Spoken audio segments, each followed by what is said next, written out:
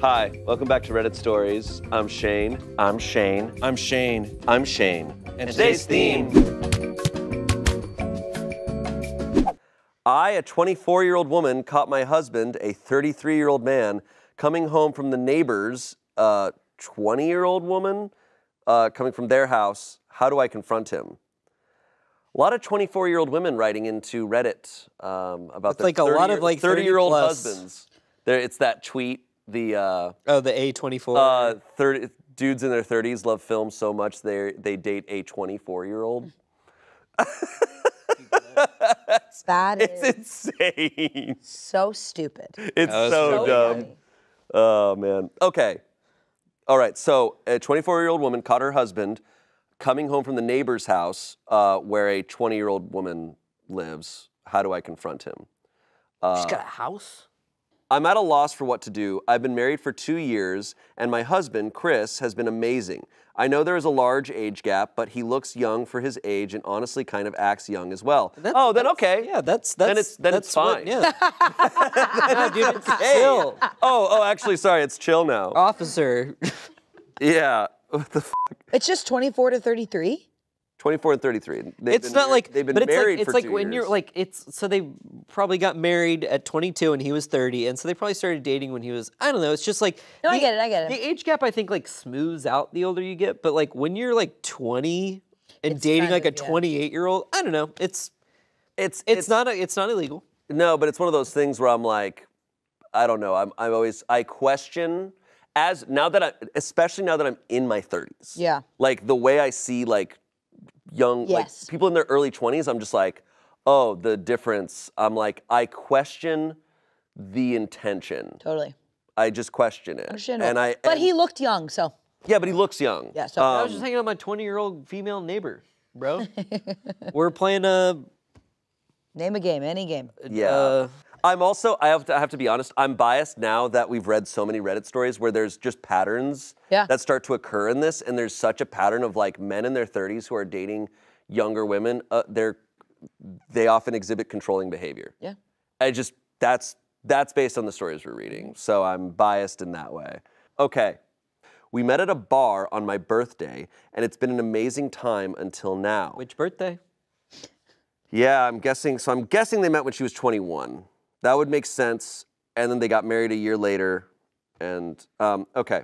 Yesterday I came home early from work. Usually I get home at 4, but I wasn't feeling good and left around 2:30.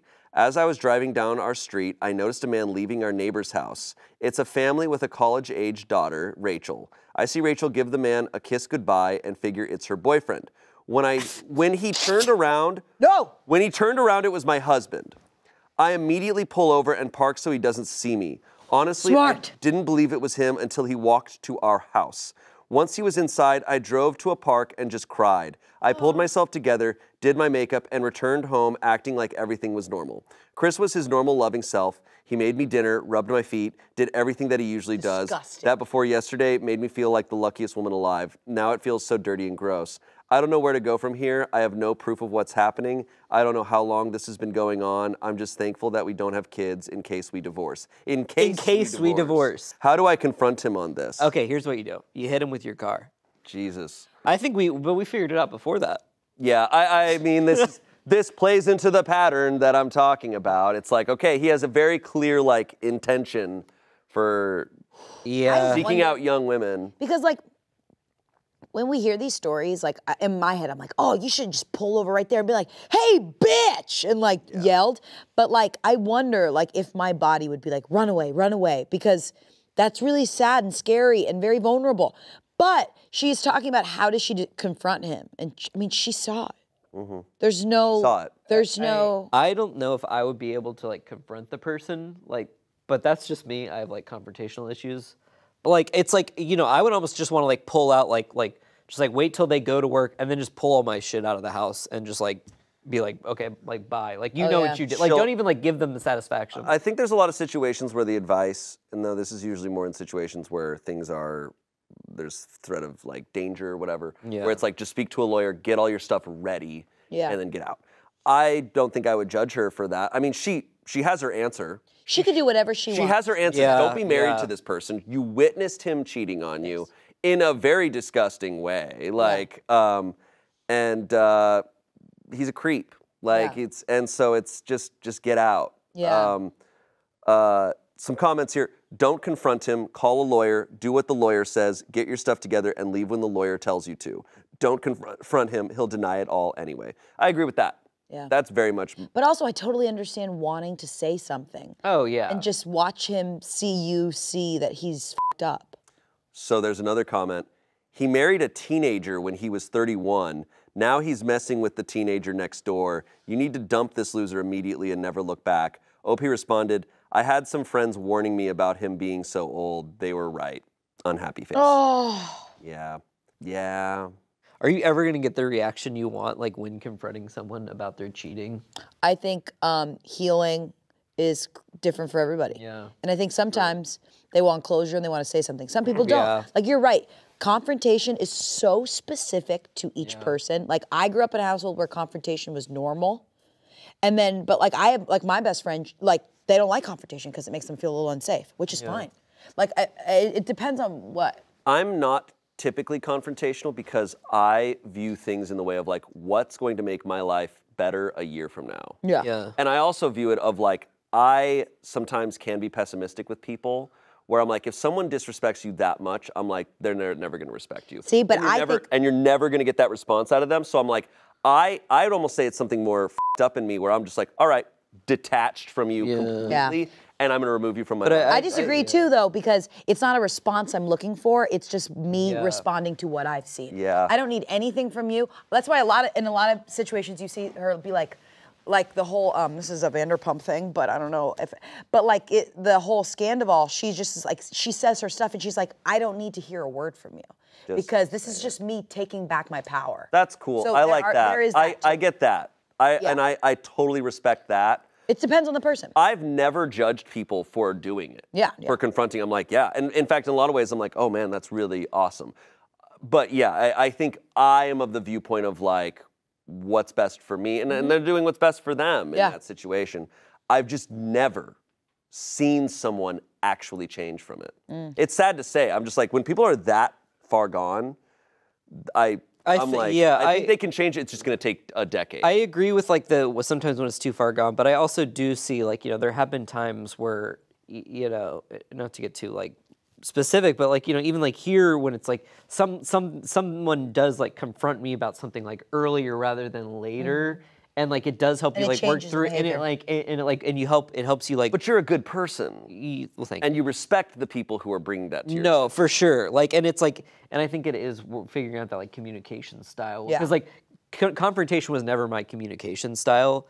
And, you know, so when I do encounter people whose communication style it always, like, kind of scares me. Yeah. But then afterwards, I'm like, I'm glad, because it's like, well, you know, that helped you kind of, like, talk through it. It's just a familiar thing, or if it's not, that's... Confrontation amongst people who respect each other, I don't even view that as confrontation. Yeah. I view that as communication. Yeah. Confrontation in this regard, when someone has shows they're lying and disrespecting you to such a degree where they can actively cheat on you and then come home and be rubbing your feet and like, when it's at that level, I'm like, oh, so we're not in love, there's no connection here, there's nothing. Like, that's where my mind goes. But I completely agree with what you said. Yeah. I do think confrontation can be valid. I think she's allowed to do whatever she wants. Yeah, she's allowed to show her hurt just like she could do whatever she wants that's healthy for her. Yeah. But that's hard when you're that heartbroken. Gosh, that sucks. That's a bummer.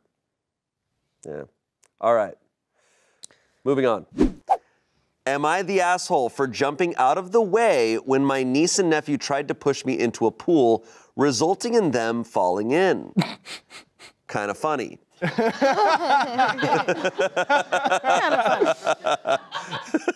Happened today. This is from July of last year. Happened today. My folks decided to host a barbecue because I guess that's what older people do. Okay, bro. I declined because I really don't like my two sisters, their husbands, or their kids. Wife and I are child-free. Mom then pressured the wife. Long story short, we went.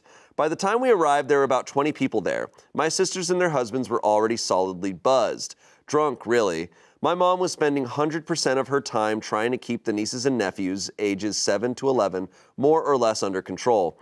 My dad had strategically retreated to the whirlpool part of the pool with a small cooler of beers. Wife and I made small talk with miscellaneous people, ate food, and had a frozen margarita. Sisters/brother-in-laws took turns criticizing us for being late, not being in our swimsuits, and screwing up the vibe. Whatever, typical suburban summer get-together. About 45 minutes in, 2 of the kids ran at one of the neighbor guests who was standing next to the pool and pushed her in. She was at the pool steps, stumbled in but didn't fall, so only got half wet. She was clearly very unhappy about it, but she didn't make a scene. Just went over to where the parents were, grabbed their towels, dried herself off, and left. Sisters and brother-in-laws thought it was all great fun. A bit later, I was standing a few feet away from the pool, chatting away with someone. I saw 3 of the kids running full tilt at me from the corner of my eye. Obviously, I was next. Not that it's terribly difficult to outwit young kids, but I just jumped out of their way at the last second. All 3 of them ran straight into the pool at full speed. Most of the other guests, including my wife and me, started laughing, but their moms, who as I mentioned were pretty shit-faced, absolutely freaked out. Apparently 2 of the kids couldn't swim even though they were in swimsuits. Since I wasn't in swim gear, I stepped back from the pool and let other people fish the kids out. The kids were bawling their heads off like they'd lost a limb. At that point, all hell broke loose. The 4 drunk parents were yelling at everyone in general, and me in particular, for nearly letting their kids drown, and also because 2 of the kids had been videoing the trick using their parents' iPhones, which were now at the bottom of the pool. One of my brother-in-laws got into the pool to try to retrieve the phones, but his BMI and blood alcohol content made that impossible. No one else volunteered to help, unsurprising given that my sisters were still bitching at everyone. I told my sisters it was their job to watch their kids and that if anything had happened to them, it would have been their responsibility, not mine. There were some pretty strong words on both sides. Wife and I left after the other brother-in-laws fell over and face-planted while yelling at us. Now they're saying I should have let the little kids knock me into the pool and have their fun, and ruin my phone. So, am I the asshole? Side note, Dad, of course, never got out of the whirlpool. Oh my God. Okay. Lot going on in this. So much chaos. Yeah, holy shit. Okay, I have some initial thoughts. Yeah. At the beginning of this story, I kind of hated him. Yeah. And I still kind of hate him for like how he's talking about people. I'm just like, okay, dude, Yeah. like, damn, you're kind of just a hater. Yeah. Which is fine. I guess you're allowed to be a hater. But now hearing about these people, I was like, I get why you're a hater a little bit. I can't relate to this at all because when I was a kid, I was terrified of adults. And the thought of just being like, yeah, I'm gonna go prank and push an adult into the pool. Yeah, it's scary. I was just like, I can't do that. I'm not That's allowed scary, to do that to adults. I just can't believe, because growing up, like, my neighborhood and my family had a ton of pool barbecues growing up. And it's like, there needs to be so much supervision on the kids at all times. And for like kids who can't swim, pulling pranks like that, with parents who are too drunk to be able to possibly retrieve them if need be. Like, that's all really intense and like, doesn't sound like their parents were being very responsible. No, these parents sound like they suck. Yeah. A little bit. He sounds like he's an asshole, but not for what happened in the story. Like, he sounds like he's just kind of like, not super fun to be around, maybe. He sounds like bitter. He just sounds bitter, maybe. Yeah. And like, He sounds like he hates these people, and I'm like, okay, I get why you kind of hate these people. But what happened in the story, I don't think he's at fault at all. Like, if I was in normal clothes, like at a pool party and had like my phone on me and like some kids came running at me, I would be avoiding them too. Like, I would push them in and make them fly in there harder. If your kids are running around the pool and they can't swim, you as a parent should probably be doing something about that. I can't tell you how many times growing up being told, no running by the pool. Like, never in my life could we have done something like that. And also, like, we've had a lot of stories on this show where when something like this goes wrong and someone else in this situation who's unhappy is like, why didn't you just let this shitty thing happen to you? Like, why didn't you just let yourself be bullied? Why didn't you let this bad, and like he said, his phone would have been ruined then too. Yeah, pretty insane to blame someone else for your child taking your phone and running into the pool with it. Yeah, it's like, no, No, that's on the kid. Like- That's fully on the kid. Yeah, because like, yeah, OP is an adult, but so are the parents, and the parents should have been there handling that in the first place. They're teaching their kids it's totally fine to just completely disrespect people. Yeah. I also just like, this is me. This is just how I think future me, or in this situation, I'm like, I wouldn't want to get face-planting, shit-faced drunk in front of my kids. No. Like, I don't think that's a good thing to do, especially in a situation where you're by a pool. Like, it's also not generally smart to get too drunk by a pool like that. Like, it's a dangerous situation. Yeah. I've already drowned once. I can't do it again. The verdict was not the asshole. Yeah. Some comments here. If these kids were mine, we would be packing up and going home. They don't get to have fun now. Thank goodness my kids have never done this, and pool safety has been drilled into their brain. Someone else said, not the asshole. The parents knew their kids could not swim and took them somewhere with deep water and were not watching their kids. Someone else said, not the asshole. People tried being asses to you. You avoided them. OP said, I realize they're just kids and they were just having fun. The fact that they thought this was okay is more of a reflection on their parents than them. Just wish we hadn't gone. It's nice to see my folks and their neighbors, but I really, really don't like my sisters or their husbands. They don't hide their envy of us, and they're just exhausting to be around. Envy of us. Yeah, I can't relate to that either, because like, you know, I love my family. Like, my family is luckily not like this level of disrespect, but that sucks. I wonder what that envious comment meant. I wonder if he means envy that they don't have kids. Ooh. That's my only thought. That's my only thought. Ooh. Update. Who could have seen it coming? Who would have even thought of it? I don't even know what the update can be on this one. Yeah. 27 days after the original post. First off, my folks tell me that my nieces and nephews are all good swimmers and that they use the pool all the time. The 7-year-old is still a beginner, but he loves the water. My sister just said they couldn't swim, so I'd look bad. Whoa. To be fair, none of the kids are allowed in the deep end, which is where they fell in. It was the two 10-year-olds and the 9-year-old who tried to push me into the pool. After we left, the party ended on a pretty sour note. My drunk brother-in-law, who face-planted while yelling at me, had to go to an urgent care place and get his face stitched up. He was too toasted to drive, so Dad took him. Dad was very not happy about this. Later that evening, my sisters started a group text and said some really nasty crap. Their husbands threw in a few comments as well. Wife and I blocked the 4 of them. My mom called me. She was pretty upset about what they said. She and Dad were in the chat, and I don't blame her. Because of the texts, my folks insisted my sisters/brother-in-laws come over the next day, Sunday, without their kids to get some things straight and lay down some ground rules. Mom's wording. The result was a contrite, if unenthusiastic apology from the siblings via my mom's phone. I'm glad my wife was with me when they called. Her hard stares kept me from saying what I wanted to. I just told them thanks and that we felt no need to discuss it further. Since I thought things were settled, I unblocked them. That evening, I got a text from one of the brother-in-laws telling me the phones cost X amount of money, and they asked when I'd be paying for them. What the fuck? I replied, never. Took a screenshot of his text and forwarded it to my folks with a note that we were done with this nonsense. We're going no contact with sisters/spouses and not to invite us to any more holidays or get-togethers if they'll be present. Then I blocked the sisters and their spouses again. At that point, the shit really hit the fan. Dad called them and ripped them a new one. Among other things, he told them the grandkids were not welcome at his place indefinitely. Oh my God. Since my mom regularly provides free babysitting, that got them pretty rattled. He also banned them from using the vacation house and told them my wife and I actually own it, not he and mom. This completely freaked them out. Both of my sisters/families use the place a lot, including having their friends up for weekend getaways. This was very much out of character for my folks. They'd clearly had it, and for reference, I never wanted my sisters to know we owned the place. We bought it for my folks. They'd always wanted a place in the mountains. Keeping the ownership quiet was just a way to avoid drama with my siblings. A couple of days later, my sisters and their husbands came to our place unannounced to apologize in person. We were out to dinner, and they left a note. One sister also called me at work too. I sent her to voicemail. We've decided that being no contact is the best thing for the indefinite future and haven't interacted with them for the last 3+ weeks. Personally, I'm done.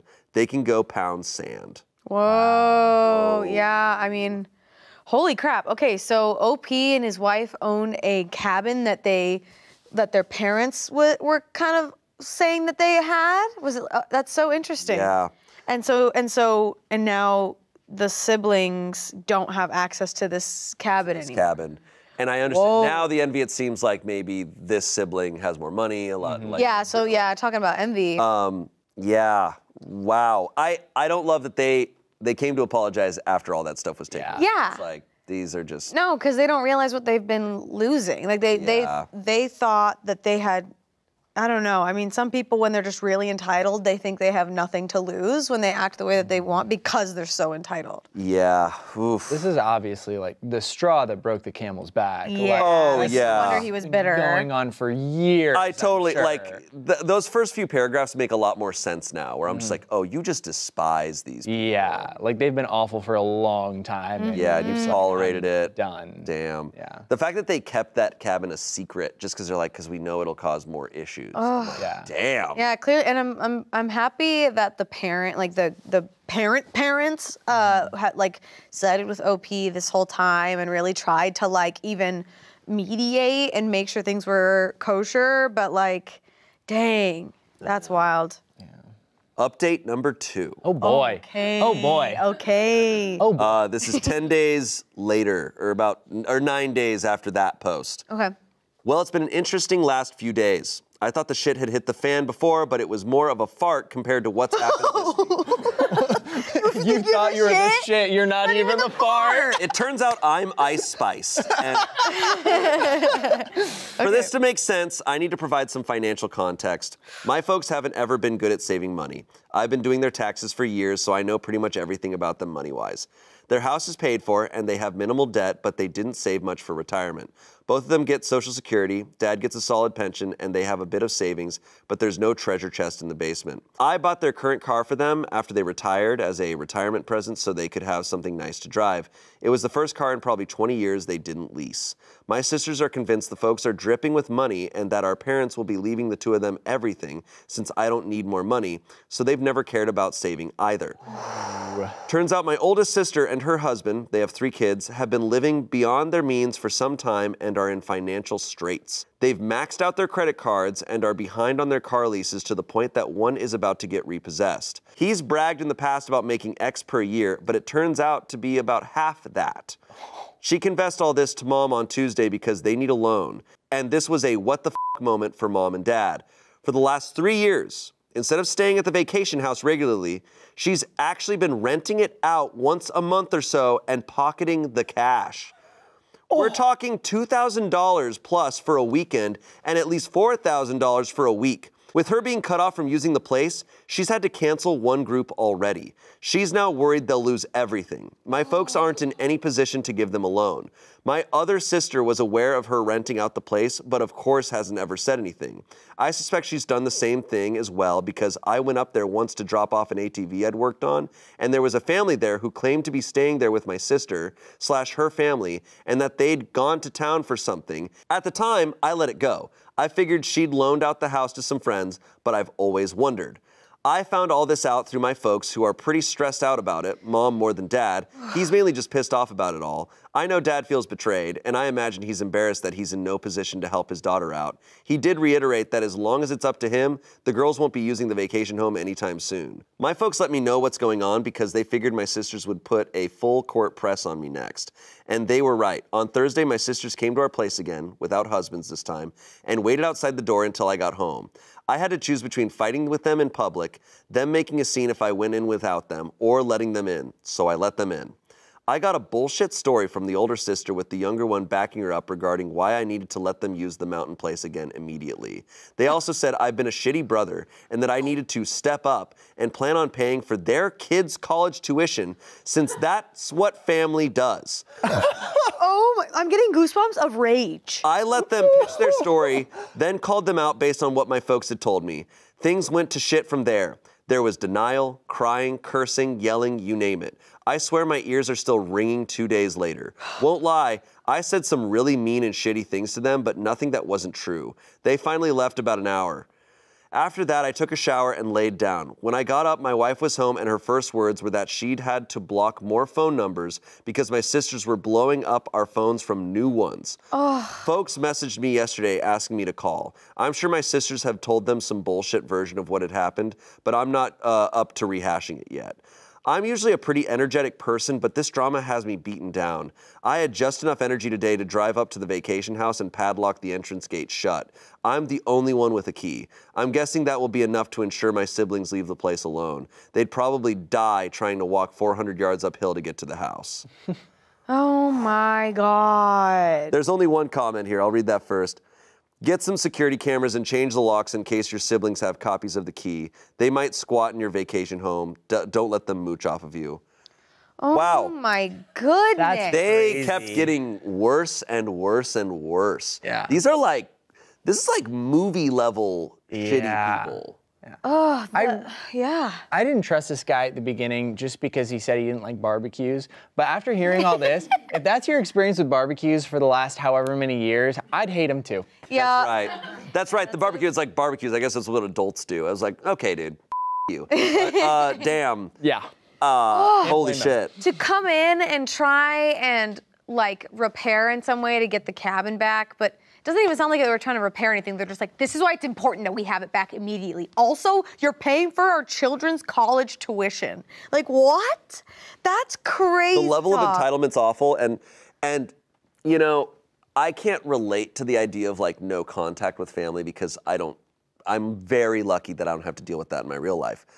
But in this guy's situation, I fully understand that because it's just like, oh, these are the most entitled people I've ever heard of, and their kids are going to be just as entitled. You're like, based on, I can only assume, unless like someone else changes their perspective on things, this family is just kind of Yeah. and they're going to only leech off of everything around them. It's so tough because like I have seen people in my life who have this like really tough exterior and are entitled, but then there still could be a chance of like breaking down and being like and coming clean, but these people like are so stubborn, and I just can't believe like it's truly just the most intense entitlement. They also sound really stupid because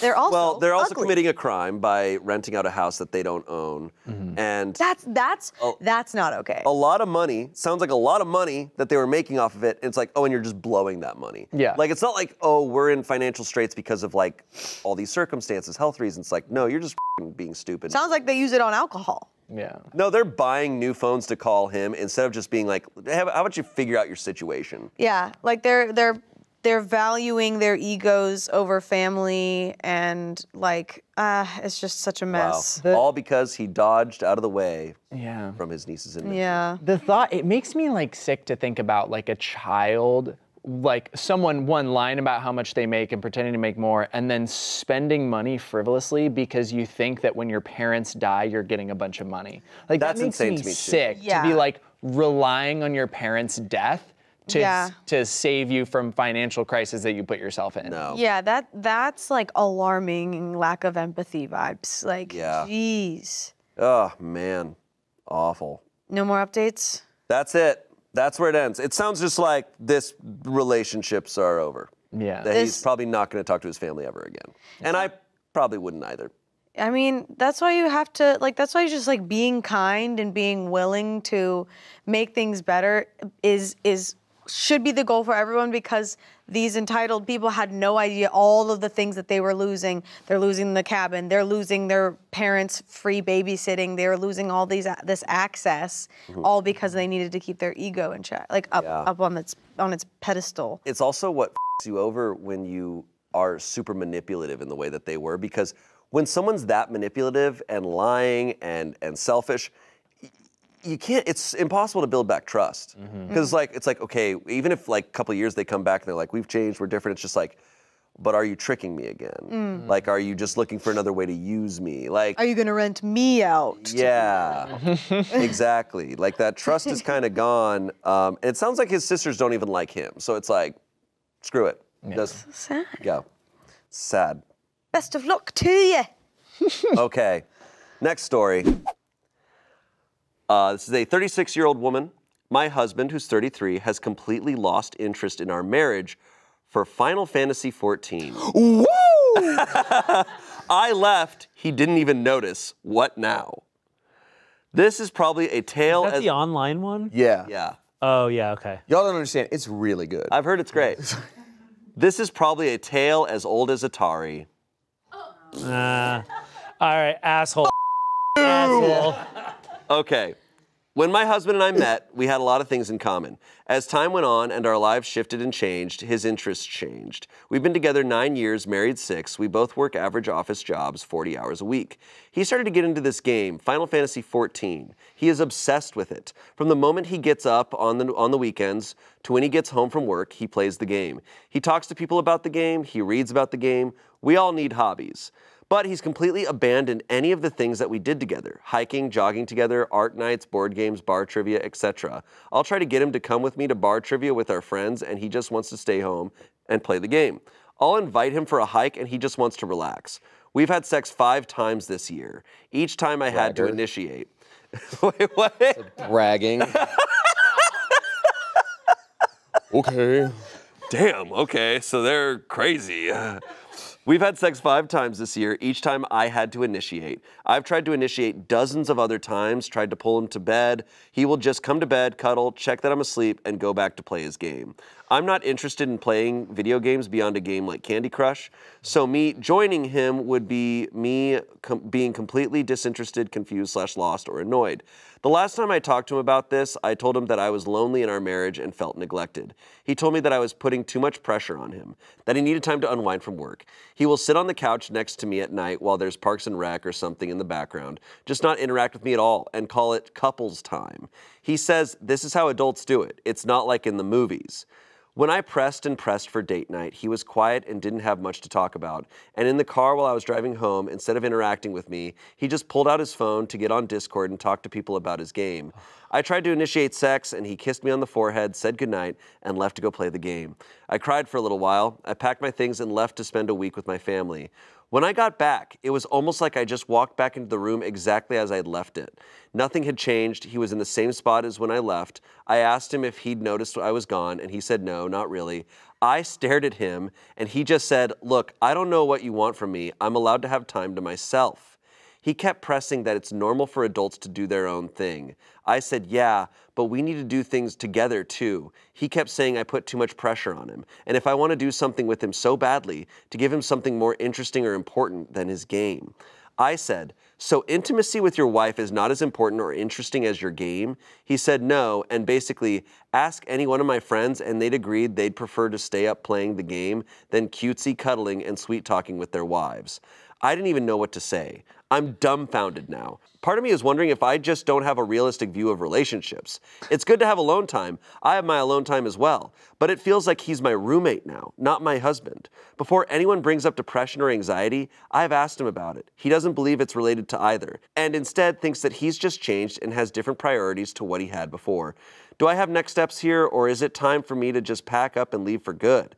I'm not happy. I don't think he's the person I initially fell in love with. I think his wife is Final Fantasy XIV now. And to be honest, my self-esteem has slipped to be less interesting or compelling than pixels on a screen. Ouch. This is extreme. This is as extreme as it can get. It sounds like a cope to me.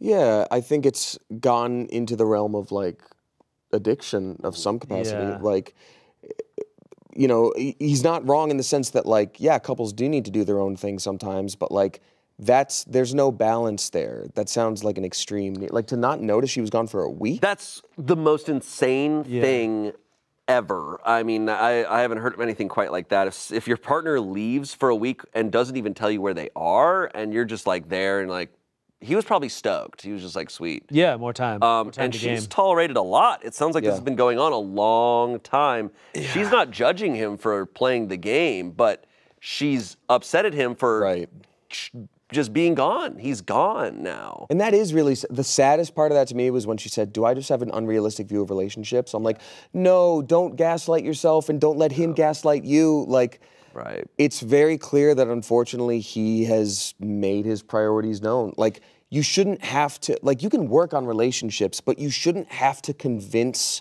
someone to spend time with you. Right.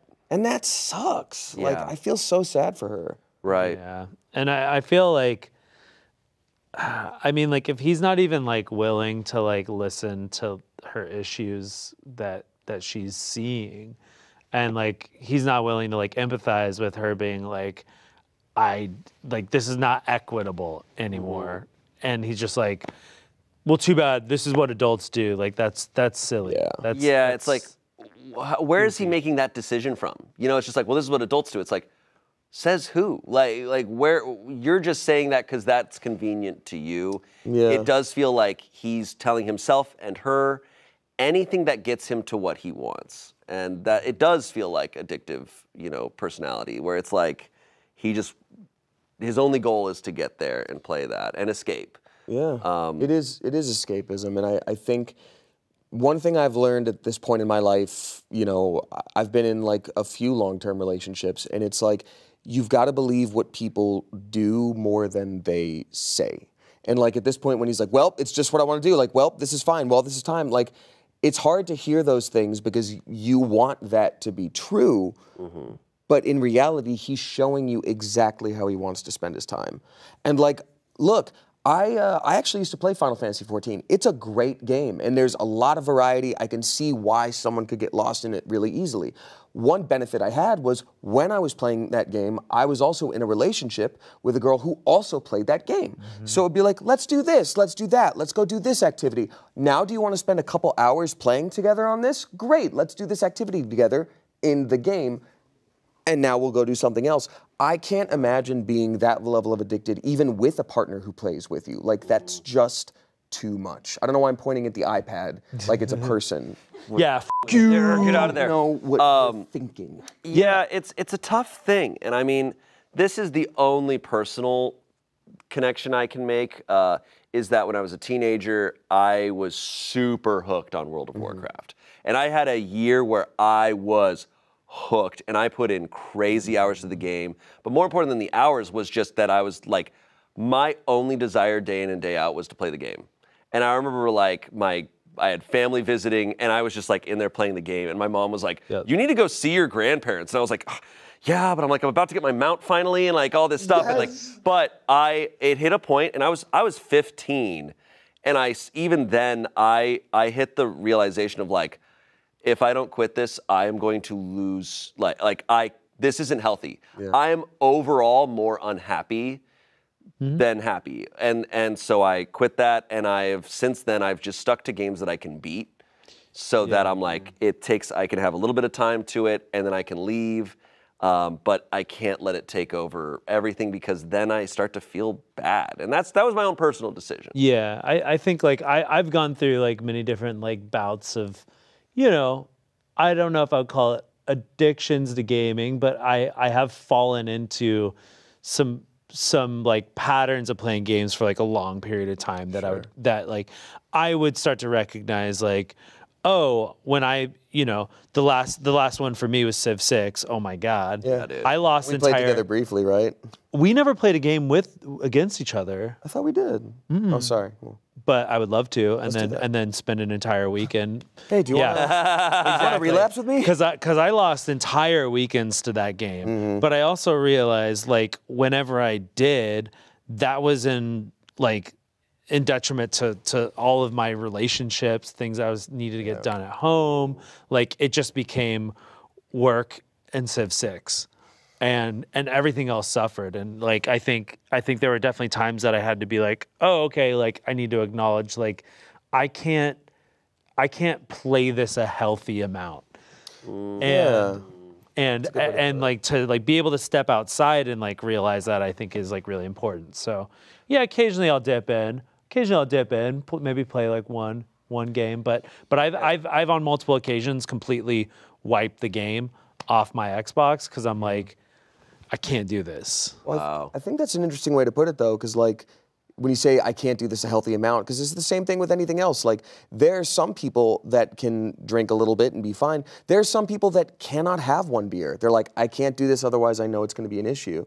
But like with something like Civ 6, there are games that are just meant for longevity, and like I don't want to sit down and play Civ 6 for an hour. I don't want to sit down and play Final Fantasy XIV for an hour. I want to lose a day to that. And sometimes that can be fine, but it can't be every day, and it can't be to the detriment of everything else. Yeah. Similarly, like when I was a kid, my parents actually had to talk to me about like addictive personalities because I was addicted to like RuneScape. Like I was still a straight A student, but it was starting to affect anything additional that I wanted to do. And so when I played WoW, World of Warcraft, and for anyone who doesn't know, World of Warcraft, Final Fantasy XIV, those are the types of games where you're playing with other people. They're massive, there's whole worlds. I bought myself 3 months of game time, and that was it, because I was like, if I don't limit myself, I will get addicted to this. But I also have a memory of visiting family and being up in like the attic area with this beautiful like snowy field in front of me and my family that lived in a rural area, and it just the whole world, and everyone's laughing downstairs and I'm upstairs being like, I'm a blood elf. Yeah. Yeah. I think for me, the kind of like mantra I have in my head is just like, it's important to just take breaks of anything. Like it's just to make sure you're getting that variety in life. And like, the thing that I guess I would say like I'm truly addicted to now is like working out. And even that, like, it's like, oh, that's healthy, whatever. It's like, even that, I recognize that I'm like, I have a hard time going days without it. And so if I'm somewhere or something's going on where I can't do it for a week, I'm like, this is good for me mentally to take that break. It's important to make sure that that's not the thing that's pulling you, that you are actively, consciously choosing to do things in your life. Yeah, I'm not addicted to any games. I'm just addicted to the game. Damn it, I just lost the game. We have some comments here. OP, this isn't normal. My partner games and plays similar games, but we chill together, have tea together, and socialize together around gaming. He's addicted. Maybe he has a problem? Someone else said, hey, I'm a 31-year-old woman, hardcore player, WoW, HC, rating. 3 to 4 nights per week I spend in-game with my game buddy. And also, I have a job. But weekends and other game-free evenings, it's about me, my partner, and my dogs. Yes, I played all day long when I was a teenager. Now it's not so interesting. I get tired quickly. It seems he is running away from reality, and the reality with you does not interest him much. Perhaps he has a game wife. Oh, I also considered that. I also considered that. Yeah, my inclination, like, just... Because he's talking on Discord, too. Yeah, look, I'm not going to discount that reality. And we have an update here, so we're about to find out. Did he get a new girlfriend and she deleted his save file? But I was going to say my inclination, too, is just like, it might just be this escapism of like, why I can't play games like WoW or this is because like, I'm also a bit of a workaholic at times, and I love when I can put in work and I see results.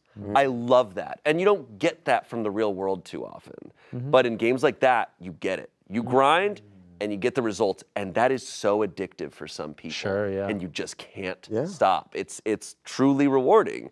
So my theory is that, but let's see if the game wife theory is... Because Final Fantasy XIV, there are a lot of people with game relationships that don't carry into the real world. I don't know the game well enough. I've only played the other, like 7 and 10 and 12. Good choices. Yeah, pretty solid.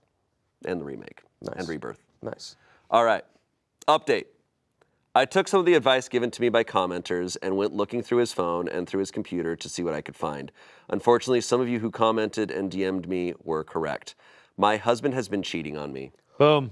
There it is. From what I could tell, there were multiple accounts on Discord that he would be up all day and night talking to and sexting with. It was disgusting. There were pictures, written out sexting, the whole mess. There were screenshots of his character doing sexual things with other characters in the game.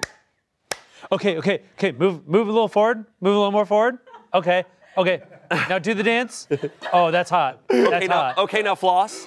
Orange Justice. I got records of everything, screenshots, etc. I did something that you will all have my head for, unfortunately, and decided that if he was going to defile our marriage and disrespect me, I'll do the same thing back. I took my kettlebell and redacted his gaming laptop.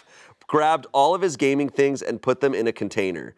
When he got home from a work meeting, I was waiting for him with the box and asked him to sit down. I told him that I was going to give him a chance to tell me anything he wanted to tell me. He just stared at me dumbly. I said, there is nothing you want to tell me. Nothing at all. He said, no. So I said, well, I found out what you've been doing on the game, on that game of yours. His face didn't change. I think he was trying to call my bluff. I got up and said, this box is for you, and I want you in this box out of here by the end of the day. He said, what? What are you talking about? What do you mean? I told him that effective immediately our relationship was over. I would be contacting a divorce attorney the next day, and he can come back to get the rest of his things, but that he would not be staying here. I said that I have to leave the room because I'm so disgusted that the sight of you makes me want to throw up. He was just shocked, and then after I went into the bedroom, I heard him yelling all kinds of things, sobbing and, "What did you do? How could you do this? Oh my God," and sobbing like a fucking baby.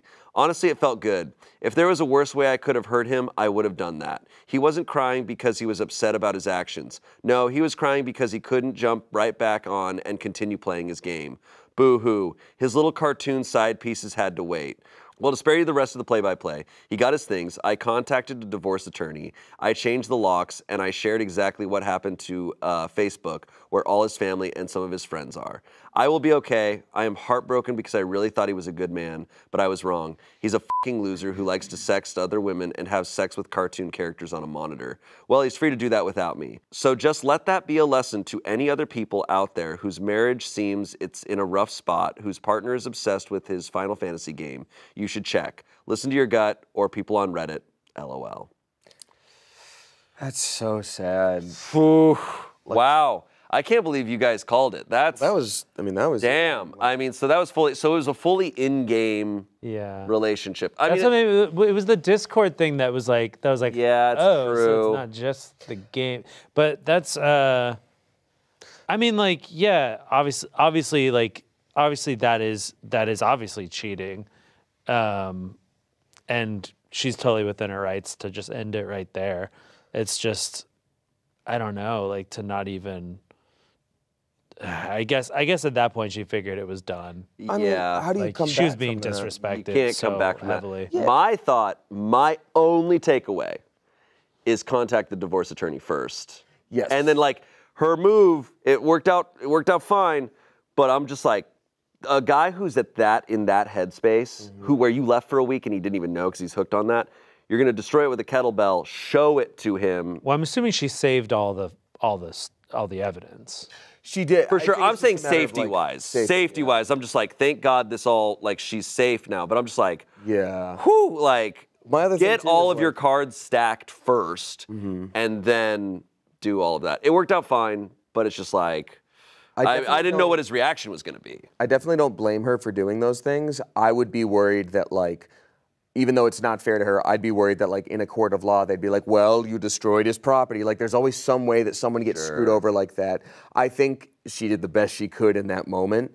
And, like, also from the sound of it, when she's like, there were pictures and it was disgusting, it sounded like, yes, there were characters, but also it could have been something else. And also, like, seems like there's a lot of possibilities for all the stuff that could have been on there. And even before the cheating aspect, like, it sounded like this relationship was done. Yeah. And you just add that on top of it, and then the lying to your face when it's like, I found this, and he's like, what do you mean? Like, there's no way. No, to be like, is there anything you want to tell me? And him to be like, no. I'm like, it's over. That's such disrespect. Yeah. Here's your computer with Discord on it. Are you sure? And he's like, yeah, I don't know. That's sad. Well, I'm happy for her that she's going to be out of that. She's going to be a lot happier. Damn. That sucks.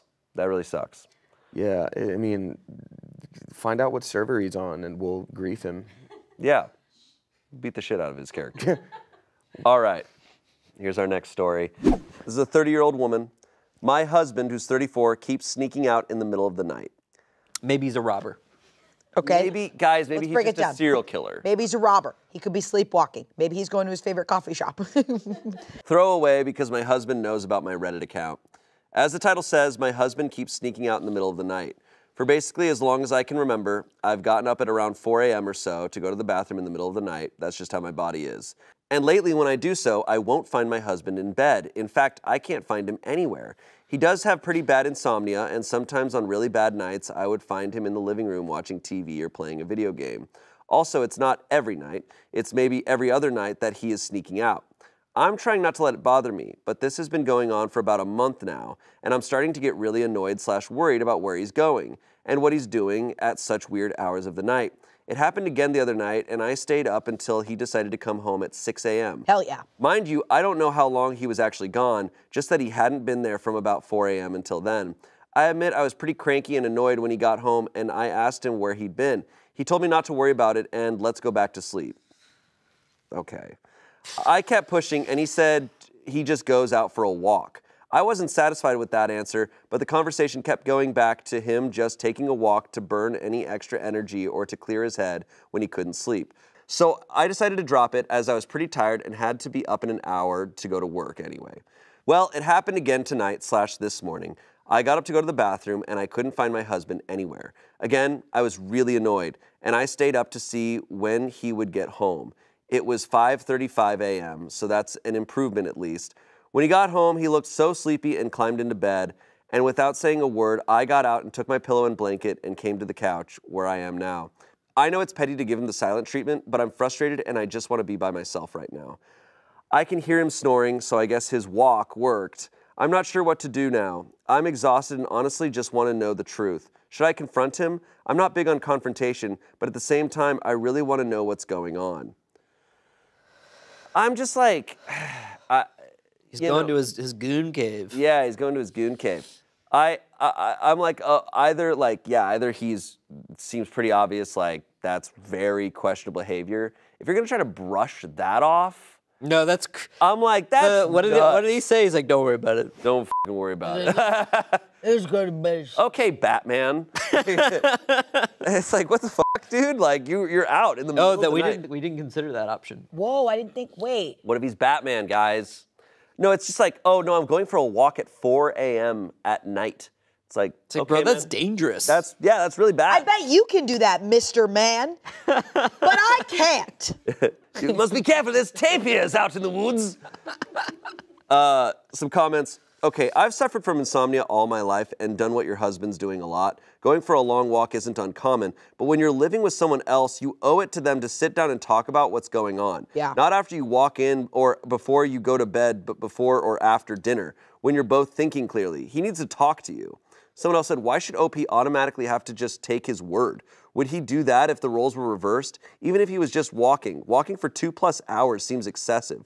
I would absolutely have a conversation with him and explain, though you shouldn't have to unless he's just dense, that odd behavior warrants questioning and he shouldn't be shocked by that. OP said, and that's basically my issue. Why are the walks so long? Am I crazy for thinking it's weird to take hours-long walks at 4 a.m.? It is crazy. It's crazy to do that and to not be communicating to your partner, like, super huge. Especially when they ask. Cause I'm thinking, if he is going for 2-hour-long walks in the middle of the night, if something happens to him and he just doesn't show up and she just wakes up and she's like, I don't know where the f he is. He disappeared in the night. It's like, that's why you communicate shit. Like, I'd hire a really buff, sexy male actor to come in for the 2 hours he's gone. Or she could f his best friend. Or she could be his best friend. But then he would come back and I'd be like, oh, he was just here while you were gone because you have to go on that walk. I'm not touching him or anything. I just needed to. He's just like, how's it going, man? He's like eating cereal. He's just like, yeah. Yeah, and he goes, who is this? I'd be like, don't worry about it. Don't worry about it. Good. Got him. Update. All right. No, I don't want to hear. Do you think this goes good or bad? Can you say update? He was building me a castle in the middle of the night. And I'm actually so happy because my castle's huge. I want to know, what's your, I haven't read anything. Yes. Is it good or bad? Do you think it's going to be a funny thing? My prediction is he's training for like a decathlon. Yes. Does that involve walking? Or Which no, one has he's walking? I think a decathlon has a lot more than walking. He's going out in the middle of the night and finding dogs that need help, bringing them back to health, and he's not telling her because one day he will give her all the dogs. All right. Oh, no. Hello all, I wanted to provide you with an update. Apologies for taking so long to update. My life has been a whirlwind for the past 8 months. Because I have a bunch of puppies in a castle.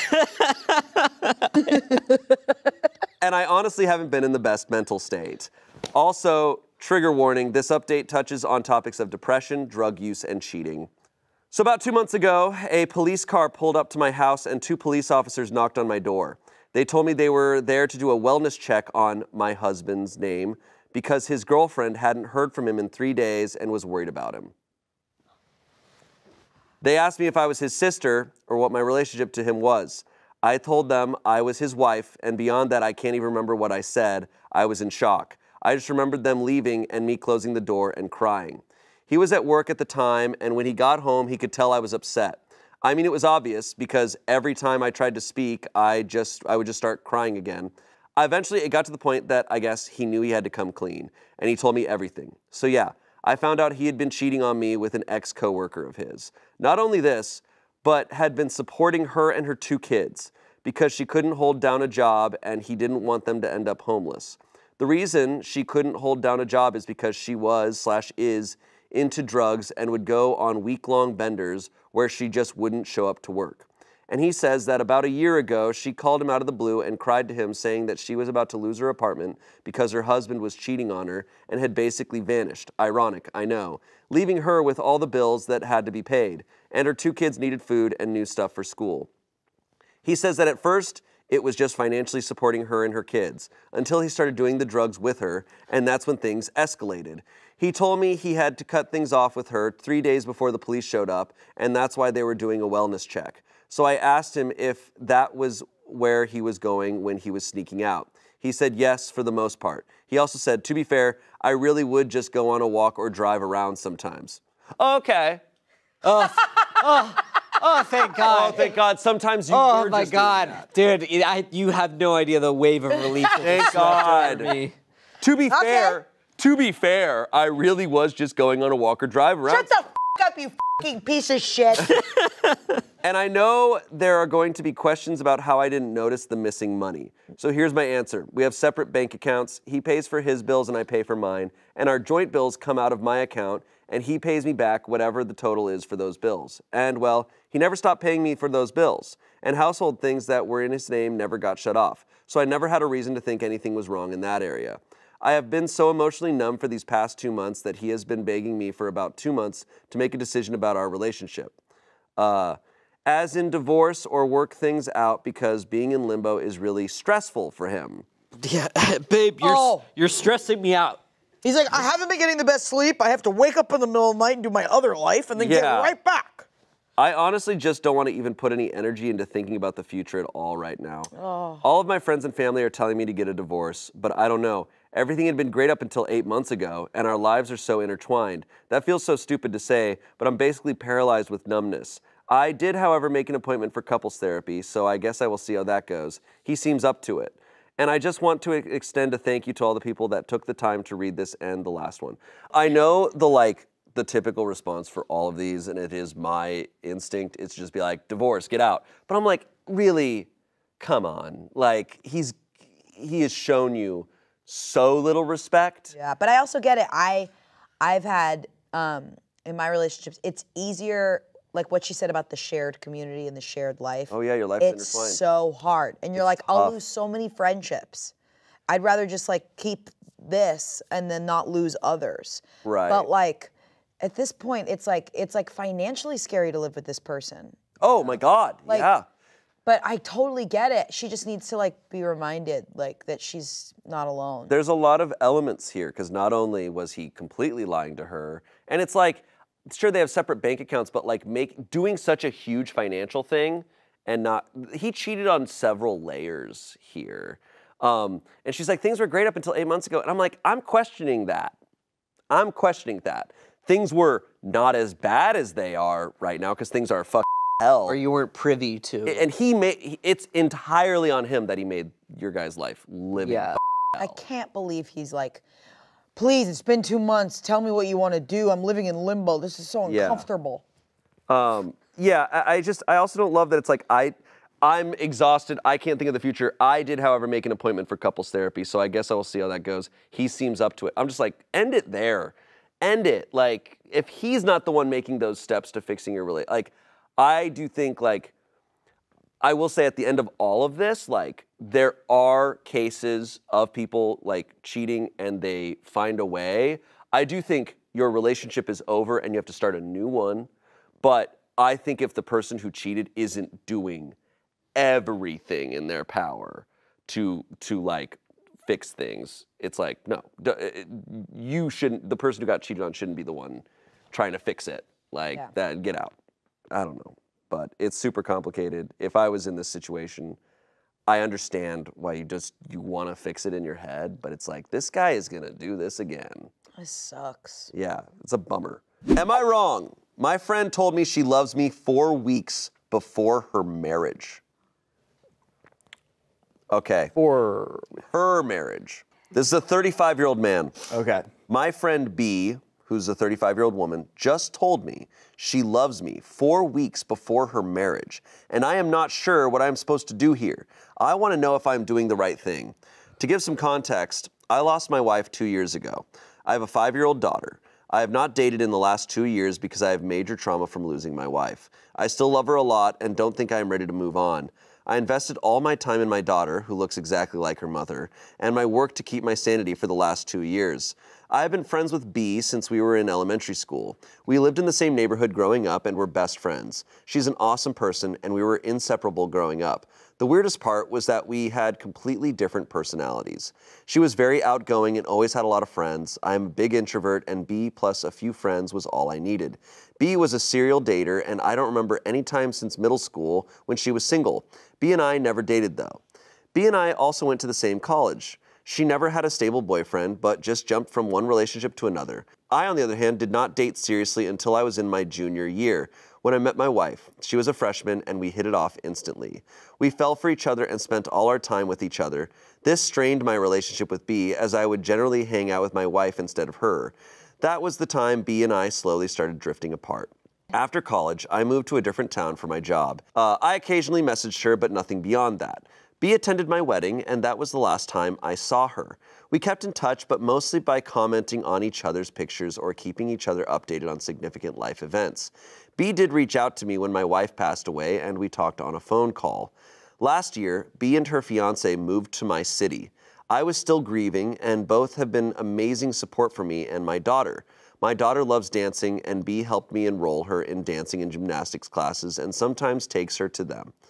I also became good friends with her fiancé, who is indeed an incredibly good man. My daughter also loves Auntie B, and B sometimes helps me babysit.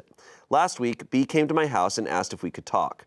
Her tone sounded serious. She told me that over the last few months, she feels like she has started to develop feelings for me and is not sure anymore if she wants to go ahead with the wedding. She felt I also had started developing feelings for her. I told her that I am not ready for any relationship before I can deal with my mental health, for which I go to a therapist regularly. She tried to convince me that she loved me.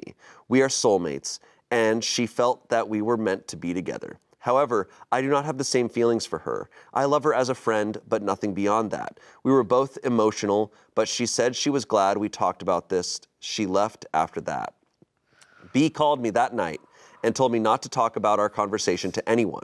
I thought a lot about it and decided that I would not tell her fiancé about B and my conversation from last week. I feel it's their relationship, and I do not have the right to ruin their moment if B decides to go ahead with the wedding. However, I feel guilty that her fiancé does not know anything about this and is going into a marriage where B might not be fully ready for it. Can you guys give suggestions on what I should do in this case? Am I wrong for not telling her fiancé about our conversation? For context, I was on Reddit this weekend and I found this story and I sent it in. So Okay. I will say buckle up. Oh my God, initial thoughts? I mean, it seems like he is a very emotionally mature and stable person, and it seems like she has some things that she needs to figure out. And it's just a really tough spot for him to be in, especially that they're so close and have been close for so long, but also that he's become close to her fiance, and they've become a support system for him. I can imagine that those, both of them are really important to him. And so he's in a really awkward spot where he's like, well, I could say nothing and continue to have both of them in my life when I've, been alone, but also I ton of guilt associated with potentially, not telling the fiance. Super tough. My opinion for her is if you're feeling this way 4 weeks before a wedding, that you're gonna go tell this person that we're in love, we're soulmates, don't get married. What are you doing? Yeah, call off the wedding first, if anything, because clearly the first step of that stuff is, okay, clearly you're feeling this way, but you also don't feel that you're meant to be with the person you're currently with. Right. Yeah. That's so tough. I don't think people realize the position they're putting someone in when they're like, I'm gonna get married, I have feelings for you. Oh, just kidding, don't tell anyone. Yeah. like that strains OP's relationship with the fiance. I wouldn't be able to be friends with her. Yeah. I'd be like, well, now It would make things so, I would have so much anxiety about that. But it's also so messy. Yeah. To now like communicate it, like to get into there. Yeah. The comments here, I would tread carefully. B has some commitment issues and she pops this on you as she is getting ready to make the biggest commitment of her life. She may have true feelings for you. She may just be scared and think she has feelings for you. Protect your heart. Someone else said, hey dude, my advice is that people are complicated and make mistakes, but overreacting could be a worse mistake. From the way you told the story, it seems she was confused and made a decision to try and find some clarity. Honestly, it's much better she did it now than after the marriage. Marriage should be a huge commitment. We also don't know the other side of the story. Maybe she was having a rough time with her fiance recently. Maybe they were going through some very normal things about planning a wedding. That shit is stressful. Maybe they are dealing with conflicting opinions on their move. Maybe about having children. We don't know, so we can't assume we understand her motives. Her telling you to keep it to yourself could also be interpreted as her coming to a realization that she was wrong and is feeling shame about even acting on those feelings. Sometimes it takes doing something really dumb to understand how you feel. As I said, people make mistakes, and maybe this is one that she's going to think about late at night and cringe. We all have those moments. I recommend continuing to keep it to yourself. In a perfect world, the fiance would understand that she just had a moment of confusion, but in reality, it might color the way he thinks about her forever. That isn't fair to him, it isn't fair to her, and it doesn't cost you anything. Lastly, someone said, focus on yourself and your daughter. Bro, stay away from both not your business to get involved in. Yeah, I mean, with the longer comment, I don't know if I agree with all of that because, like, I have heard of these similar scenarios where someone wants to vibe check if someone might feel the same way, and it's like, there's a more mature way to go about it rather than, like, going to OP and saying, I'm convinced we're soulmates, we're meant to be together, instead of being like, hey, like before I get married, I've been having these feelings lately that I'm not sure if I'm reading things wrong, but like, marriage aside, like, is there something between us? And maybe getting that cleared away if you're still considering moving forward with that marriage. But it doesn't sound like that's what she did at all. It sounds like she was very much ready to lily pad once again. Yeah. Like, no, not shaming that, but it's like, it sounds like she's just continuing her pattern. Yeah, and I mean, yeah, it's just like 4 weeks before a wedding and you're saying like, I think we're soulmates to someone else. That's pretty rough. Yeah, it's tough. I'm biased because I know where this is going. Light trigger warning, mentions of assault and just a scary situation. Here's the update. This is 27 days later. Good movie. 28. Fool. You missed a day, you idiot. Okay. A month ago, I wrote a post regarding my friend Bree, telling me that she loved me, only 4 weeks before her wedding. The last month has been crazy and my whole world has been turned upside down. Again, for context, I lost my wife 2 years ago and we have a 5-year-old daughter. Bree and her fiance, Jason, who's like 33, moved to our town a year ago and we reconnected as friends and they have done a lot to cheer me up during this year and bring my life to normalcy. After Bree told me that she loved me, I told her that I was still not ready to move on as I still miss my wife. She said she understood and I did not hear from her or Jason for a few days. The guilt was killing me as I was not sure if I should tell Jason about what she told me. Thanks to everyone who commented on the post, it helped me think the situation through. I finally called B after a few days and asked her to meet me for lunch. I talked to her and asked her if she was going ahead with her wedding. She broke down and told me she was not sure. I told her that she should at least talk to Jason regarding her feelings and not be dishonest with him. I also assured her that I would not say anything to Jason, but I just wanted her to be happy. She said she understood and left. That night, I put my daughter to sleep and was watching TV. Around 9:30 p.m., I heard a loud knock on my door, and it was Jason. I opened the door, and he was in tears. He started yelling at me and asking me why I had to steal Bree out of all the people. I tried to calm him down, but he just kept on shouting. I was trying to get him to sit down on the bench on our porch. I told him my daughter was sleeping upstairs, but he slowly was getting more and more physical. He punched me in the face, and I was able to push him off. I told him to get out of my house, and he sat in his truck and drove away. I immediately called Bree, and she was crying and did not sound well on the phone. She told Jason that she could not marry him because she had feelings for me.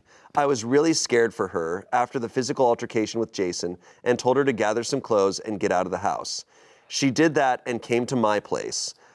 I just didn't feel she was safe with Jason. I consoled her for almost 2 hours and was able to get her to sleep. The next morning, we had to call her parents and let them know about what had happened. Bree kept a brave face, but I could see how much she was hurting. Her parents asked her to take a few days off and immediately come back home, and she did take a flight in the evening to go home. Over the next 2 weeks, the wedding was called off. Bree and I were talking every day, and she was just very exhausted. She talked to Jason a few times and kept on asking her to take more time to think. However, I think Bree just wanted to get out of it and decided to just break it off with Jason. Currently, Bree is staying with us for the last 2 weeks. She still has a job here and started going back to work last week. I have talked to Bree in detail about what happened. Bree told me that Jason and her were dating on and off for the last 4 years. Jason is not very career-oriented, and Bree is very good at her job. She felt he was a nice and reliable person, but was unsure about him from the start. She felt that she was not getting any younger, and hence they decided to get married. When she heard about my wife passing away, she just felt really bad and wanted to be around me to comfort me. When she got her big promotion, which meant she could work in a corporate office, she immediately chose my city and moved here. Jason also moved here and got a new job. She never had any romantic feelings for me back then. As she started hanging out with my daughter and me, she started feeling the bond we shared when we were growing up. Except I was the broken one and she was taking care of me. She said that she realized she was enjoying her time with us more than Jason.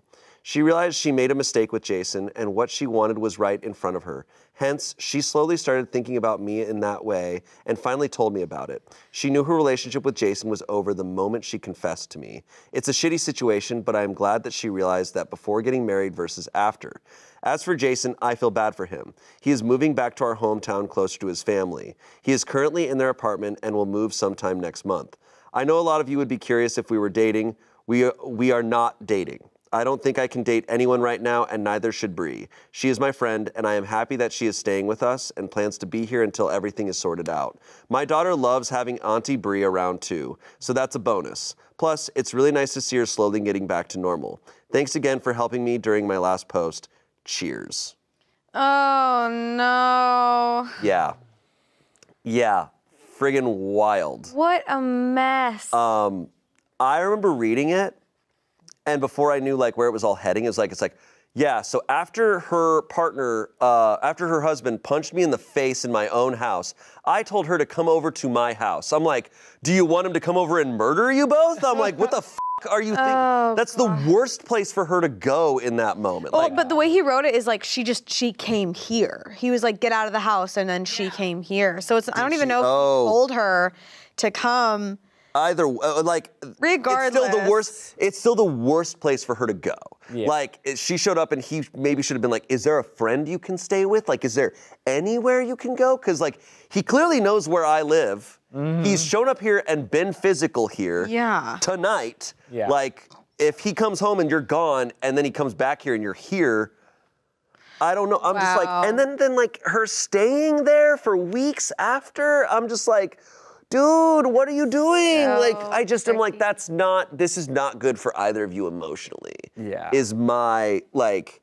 I just can't help but feel like he's stated that he's not ready to date anyone. He told her that, I'm not ready to date anyone. And then said in the post that he's not necessarily like feeling that with her.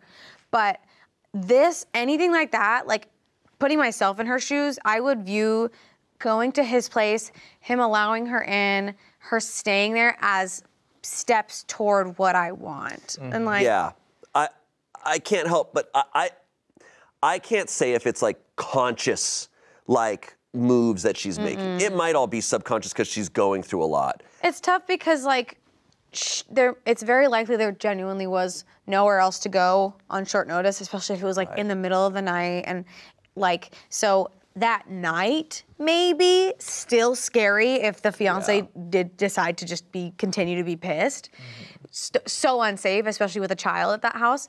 But like after that night, like find some other situation. It feels a little inappropriate at that point. And I also think like when you have a kid, you have to be very intentional and careful with who you're deciding to like be part of your family. And Auntie B is one thing, but that's not, Auntie B doesn't want to be Auntie B. It sounds like she, you know. No, she doesn't. She's admitted. Yeah. Her intention is she wants to be in a relationship with you and be the mother to you. She wants to be Mommy B. That's what she wants. She has said that. I also think it's a little sketchy that a year prior, and she said she wasn't in love with him, she moved to his city to be near him. And I'm just like, that's huge. I think it is huge. That's gigantic. You made that decision for you and your fiance to move to this city. I'm just like, I think this is a person who needs to figure a lot out. Yeah. And I think you should not be around her while she's figuring that out. Yeah, like she may not have been in love with OP like that year moving into the city, but like something was deep down pulling her in that direction. I don't think it was just like, I want to be near my friend again, but then again, like she has the thing with commitment, so like. I think it's a fantasy in her head. I think she likes the idea of stuff. Another rub that I have is if she's the career-oriented one, she's the breadwinner, taking them places and like being the compass of where they go. And he literally the fiance punched someone in the face. Like he should have been kicked out. He should have have to figure out where to stay that night, and that should have been her place. Yeah. But I understand. And I can't judge too much in that moment of like, Totally. it's scary. It's a whirlwind of crazy stuff. Like you're gonna make stupid decisions, but it's like now you're making this big conscious decision. She's here until everything's sorted out. It's like, what's that timeline? Yeah. It's messy. Or like stay with a friend, stay anywhere else. It's just like, this is messy. Yeah. We have one comment here, but it reflects what a lot of comments were saying. Someone said, I don't think it's a great idea to be playing happy families with a woman who has confessed to being in love with you, especially as you have no intention of starting a romantic relationship with her. I don't think it will end well for either of you.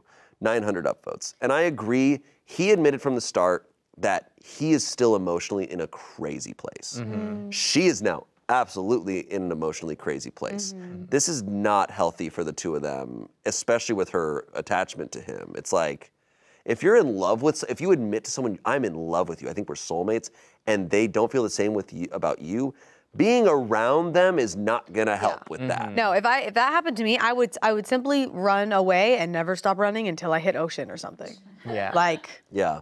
What's like the physical like version of sending someone an invite to play 8-ball on iMessage? Like that's what he should have done the first time she told him her feelings. Just like been like, so you want to play 8-ball?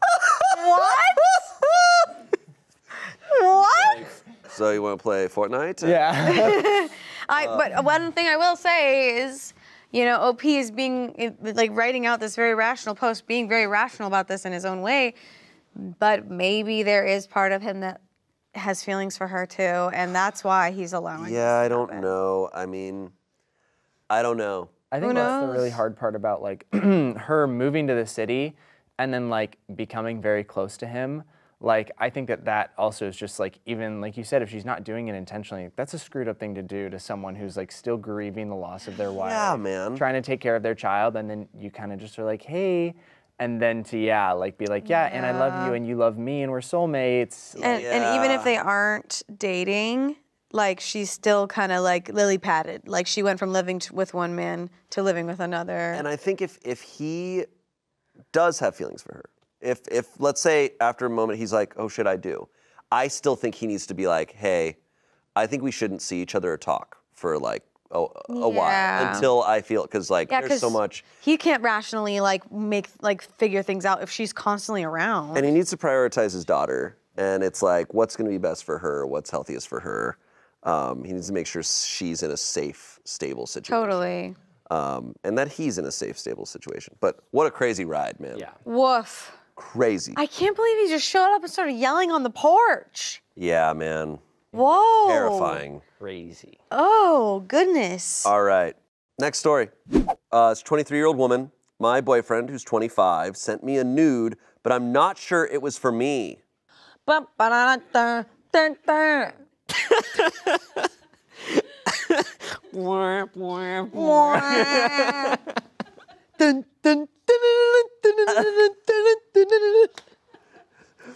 I received a nude from my boyfriend yesterday when I was outside. Not to be too graphic, but it was a pic of him naked in the bathroom in front of the mirror. Oh, I thought I was gonna be sick. Gross! Ugh! This is penis out. The thing is that in our 2 years of relationship, he never sent me any nude. We've sexted from time to time, but that's it.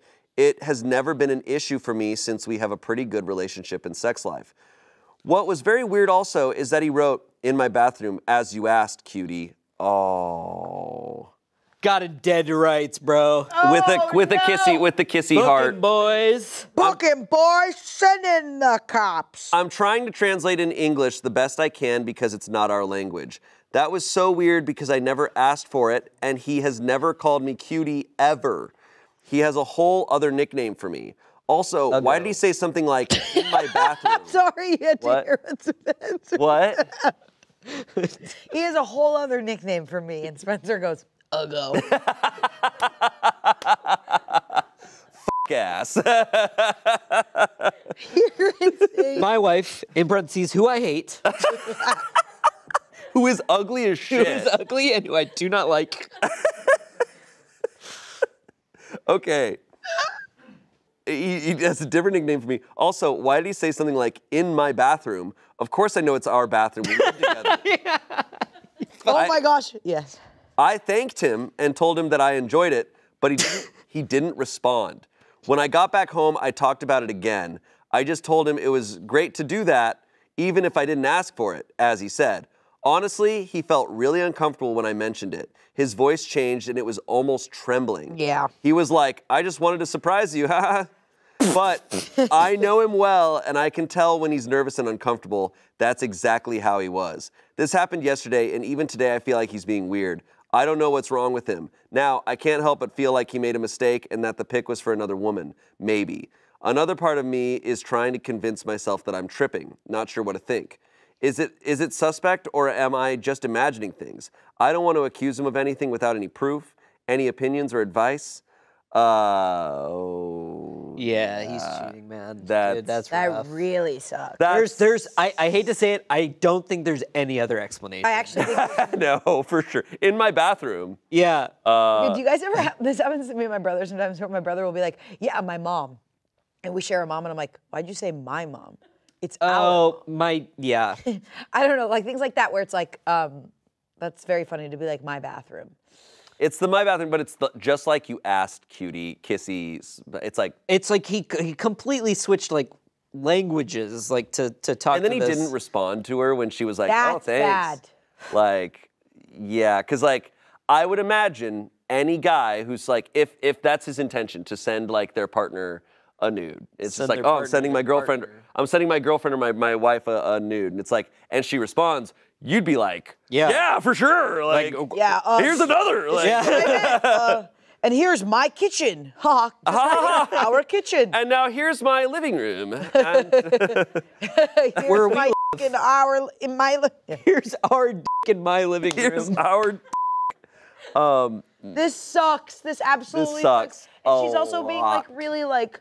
Yeah, Like, poor thing. She's being like really like I have no proof, and which is sweet, but like 'cause she doesn't wanna, like I get it, because you don't want to believe it. No. You will try, your brain will go into every mode of why it's not the case, but in this case, that's, But like cutie, you never ask. and everything after it, he's uncomfortable, he's not like, if he intended to send that to her, I think his demeanor would be so obvious. And the fact that he's literally never sent one. After 2 years. After 2 years to send one and be like, just like you asked, it's damning. Top comment, this is an easy call. He's cheating on you. No question about it. What you do with that info is up to you, but any denials on his part are just more lies. OP says, I think you're right, unfortunately. Someone else said, that was for another woman. He is cheating. Don't gaslight yourself. Just go ahead and break up with him now and save yourself the headache. If it's not that easy, go through his phone if you want more proof and need to see it for yourself. Yeah. OP said, I'm thinking there's another woman too. I know it's wrong and I never did it, but I really want to go through his phone now. I think if I'm hurt, you can just break up. Yeah. Because anything you see is just gonna stick with you forever. You're Yeah. so right. it's gonna hurt. I'm just like, look, you Yeah, know, that's gonna, like, having it's gonna be been through heartbreaking. stuff, it's like, I'm so glad for all that I don't know. Yeah. To a degree, because I'm just like, Wow. I'm removed and I'm out and I'm like, you'll always be like, was there more? Is there more? And like some people, yeah, maybe for their closure, they want to, but I'm like, you see it and that's gonna stay with you forever. You can just know that, oh, I shouldn't be in this relationship and get out. I'd be like, I'm breaking up with you, just like you asked, cutie. Yeah. Dude, you fired the Nerf gun. The nerfs were. But The Nerfs were in the you're chamber. 23, you've been in this relationship for 2 years.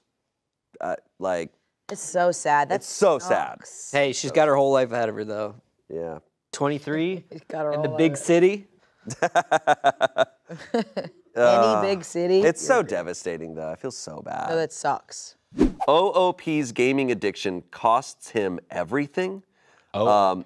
Yeah, OOP is the lost everything. original poster. Okay. Someone else compiled all of this. Got it. Okay. Okay. Editor's note. Star Citizen, an MMO, is an in-development multiplayer space trading and combat simulation game. It's been in development since 2012. Yep. It uses almost entirely crowdfunding for cost, and as such has players buy in-game spaceships for real money, with the cheapest being $45, and some ship packages having a price of up to $48,000, according to one article I saw. Yeah. Some of these ships aren't in-game yet and are considered concept ships, essentially pre-ordering in-game items. Many people consider this game to be a scam based on the amount of time it's been in development, missed development milestones, delays, and the exorbitant prices of some of its content. Yeah. You guys are familiar with this game. Yeah, yeah. They've raised like hundreds of millions of dollars over the years, and they keep pushing release date. They were gonna have this like massively multiplayer thing. Now they announced they're gonna have like they're gonna come out with like the single player game first. Oh no. Like a shooter first. I wasn't aware of any of this. I didn't know about the like missed deadlines. I thought it was just like it's a big game. Oh, I've heard of Star Citizen, but I don't know much I about feel like that. Star Citizen was supposed to come out in like 2018 or something like that. And then they just kept pushing, and they just make a lot of money, and they're clearly spending it. We got to make those ships. But yeah, they the way you crowdfund into it is by buying a ship or whatever. It sounds kind of like EVE Online type of vibes. Look, it sounds sick. The concept is sick, but it's also not a game. Yeah. So this game is still in alpha. Yeah. Jesus. Okay. For You can play it. It's janky. 12 years. It's janky as but you can play it. Okay. All right. Part 1. Am I the asshole for breaking a needless promise after fixing a situation? This one comes from Am I the asshole? A while back, my significant other and I hit a rough patch. I'm an avid player of Star Citizen, and admittedly, I tend to go overboard with it. A few months ago, during a sale, I impulsively spent our saved down payment for a house on virtual spaceships. Understandably, she was furious and temporarily left. I realized my mistake, apologized, and took on an extra job to replenish our savings. I'm close to restoring our financial status to its original state, though it will take another 6 months to fully recover, not accounting for my personal debt. As part of, yeah? Is there a picture of this ship? I mean, it's got to look pretty sick. Not as of yet. Oh, man. We might get... Probably It's really so a cool. concept of a concept. You don't get it. It's probably a really cool ship and worth it. might be It's sick probably as worth. It's probably worth it. Down pay. Everyone who's like millennial and Gen Z right now is like cracking a tooth thinking about the down payment of a house. So we don't have a Something we'll house. never see. But as part of reconciling, she asked me not to purchase any more spaceships for 6 months. That's insane. I love that. Are you dating Mother Teresa? Phrases that will break a Victorian child's mind. No, imagine reading this to some like 12-year-old in the 50s where it's like, okay, so my wife asked me not to buy any spaceships for the next 6 months. Like, kid's like, whoa, gee golly, you can buy spaceships? And he's like, And you're like, and it's for a house, and the kid's like, oh, so like $12,000? I can barely afford my $10. Lucky Strikes at this rate. hey kid, what should I buy, a house or some spaceships? It's like, well, gee golly, sir, spaceships. Okay. Boys. God. Initially, this seemed reasonable. but over time, so just no spaceships for 6 months. That's it. No spaceships for 6 months. That's all. Initially, this seemed reasonable, but over time, I've come to view it as somewhat excessive. Despite this, I recently bought a few more spaceships. And she discovered it, now considering leaving me for good. I thought that by nearly restoring the savings I had spent, I had made amends for my actions. I genuinely enjoy collecting spaceships in the game. She's also concerned about my credit score and other financial issues, but I'm confident I can rectify those in the coming years, given that I've already managed to recover most of our savings through extra work. I'm struggling to understand if I'm in the wrong for breaking what now seems like an arbitrary promise, or if her reaction to leave over what I consider my primary hobby is unjustified. I'm shocked he doesn't have a railroad spike sticking out of his temple. Like, that is the most forgiving partner of all time, where it's like, well, maybe I might leave. Oh, someone blowing your down payment for a house that you guys saved together on something that isn't like also an investment. But it you want to is know an what investment. you want to know what my line is. That's one of my lines, I think. Look, I think if there's one lesson we can learn from this is you got to hide your spaceports, guys. That's true. Do it all on Discord. She'll never know. Oh God. Look, I've done a couple in-game purchases here and there, but I'll tell you what, when I played Final Fantasy XIV and I was dating a girl at the time and we played together, there are certain mounts in-game that can carry 2 people. So I spent money on that because I was like, now we can play and fly together. This is insane. There is a very reasonable amount of money that people can spend in games like this that I think is totally fine. That was like 20 bucks. A down payment on a house is certainly beyond what I think that number is. Some of these spaceships in Star Citizen can take like 8 people on them. That's true. She is being a little selfish. So if her and her friends wanted to join, they could all play on a spaceship. That's true. You move an hour outside the city to get better prices, or you go to Alpha Centauri so that you can all live on your ship. Some comments here. You're the asshole. Don't make promises you can't keep. OP says, these are investments too, though, and I don't think she sees it. 130 downvotes. I don't think Please any help of us us. see it. I don't think any of us see it. I don't think we see it, dude. We're listening. Like, walk me through. Help me help you. Someone said, of course you're the asshole, assuming this isn't a complete lie. The money you spent on Star Citizen is gone forever, and it will never functionally contribute to your life ever again. Think of it this way. You just made yourself an indentured servant for a worthless digital spaceship. He said, I have several spaceships, some of which have actually appreciated in value. Thanks, though. 97 downvotes. Someone said, how much we talking there, spaceman? OP said, $45,000. That's such a good burn. I'm sorry. how much we talking Wait, there, hold on. spaceman? Should we guess how much? Guess how much. How much and I don't know where they are. A down payment on a house varies. And he's probably whatever amount he put on there, he's probably lying. Probably So he's going to lower it. It's probably more than this, but I would say he's probably spent. Oh yeah, are we talking Midwest down payment prices? I've got my answer, and I can lock it in. If he's a first-time home buyer, like That's what I was gonna say. Have to be first-time home buyer program. He's gonna do the thing where he can put down less than 20%, but with a higher interest rate. He's gonna put down 10%. He lives 3 hours outside of the next biggest town in Ohio. He has dropped $28,000. Okay. I'm gonna guess. I mean, if he considers himself an avid collector, he's probably also looking at. I mean, he's probably so serious about this. I think he spent $60,000. I'm gonna drop mine to 22 because he got a second job and made it back within 6 months. That's a good 22K. That's true. Okay. OP responds. It's a prefab house. OP responds. Now this is what he's saying, so let's keep that in mind. OP says, I've spent at least $15,000 on spaceships now. Maybe a little more from gray market TXN. So at least $15,000. He was spending Tron on it, like the crypto. He said TXN. Yeah, maybe a little more from gray market TXN. I think that's Tron, which did not do well. Oh. Well, he got rid of it. All crypto's stupid, but still. I mean, this is a guy who's buying digital spaceships. That's fine. Yep. He's got a Bored Ape. That's crazy to me. Yeah. I mean, there's people that like.